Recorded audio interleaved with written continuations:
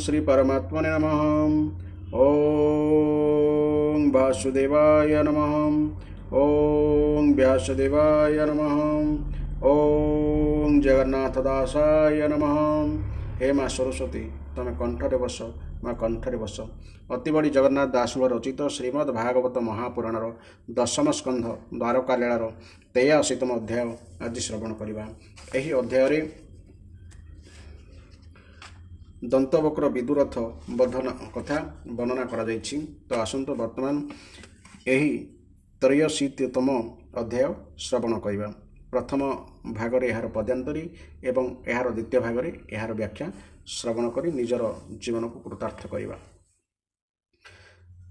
83तम अध्याय दंतविकट विदुरथ विनाश कले जदुनाथ रामव धिले मुनिसूत तेया शिरे एचरित श्री शुकवाच बोलती व्यासंकनंदन राजन हुओ सावधान मले जे सालो शिशुपाल जुधे पौंड्रक महाबल एहांक सखा दंतवक्र कृष्णेशा धिला रिपुचक्र सुहृद धर्म परलोके देखाई युद्ध कलाए के एकापा दांती कोप करी दक्षिण भुजे गधा धरी पादांती माने पादरे चली धरणी कंपे पाद भोरे मिलिला कृष्ण रछा मोहरे देखिता हार महाकाय सत्वरे प्रभु देवराय रथुओ लाई पादे गोमी धाइले करे गदा घेनी समुद्र लंघे जेन्हे तीर कृष्ण मिलिले तछा मोर कृष्ण को देखी गदा तोली कोपेबो लई महाबली आज मो हर भाग्य राशि तुमर दुष्टि पथे आसी पड़िलु जीवु आउ काहीं रे दुष्ट मुख तो न चाही मोर माँ तुल सुत तुई स्वभावे अटु मित्रद्रोही धिकत हर शस्त्र दीक्षा तोते माँ रणे मोर इच्छा ए वज्र कल्प गदा खाते आजपे शिवी जम पथे तोहर संगे करी रण आजसु जीवी भातृऋण तु बंधु रिपु मो बैरी मो आज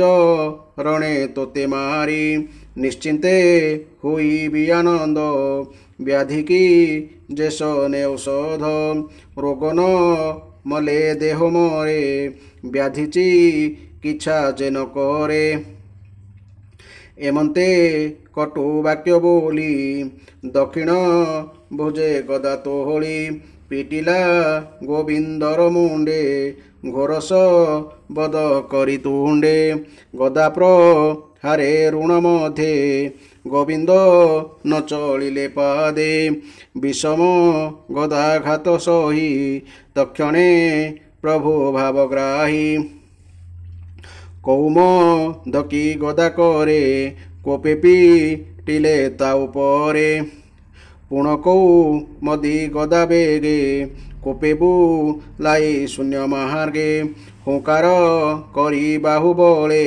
पिटिले तार बक्षस्थले गदा प्रहारे हृद फाटी पड़िला मही तले लोटी तुंडरू गल इरुधीर जनेक रंती हाहाकार प्रसारी केश पादकर रणे पड़िला महावीर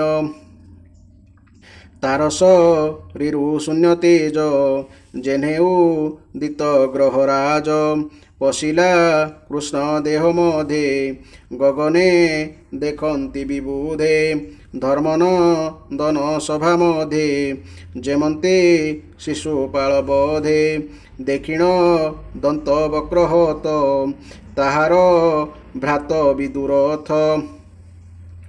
ଭାଇ ମରଣ ଶୋକେ ତାପି ରୋଷେବ ଦନ ଓଷ୍ଠ ଚାପି ଖଡ଼ଗ ଚର୍ମ କରେ ଧରି କୃଷ୍ଣଙ୍କୁ ସମରେ ଆବରି ନିଷ୍ଠୁର ବାକ୍ୟ କହେ ତୁଣ୍ଡେ ବଜ୍ରପ୍ରହାର ଜେହ୍ନେ ମୁଣ୍ଡେ ଦେଖିତା ହାର ବ୍ୟଗ୍ରଗତି ଚକ୍ରପ୍ରହାରେ ଯଦୁପତି ବେଗେছে দিলে তা কপাল বিরাজে কিরীট কুণ্ডল মুণ্ডপ রিলা ভূমিগতে প্রাণপ শিলা গোপীনাথে এমন্তে শালো শিশুপাল সংহারি মদন গোপাল দন্তবি কট বিদুরথ কৃষ্ণর হস্তে হই হত পশিলে অভয় চরণে যে অবা মলে কৃষ্ণরণে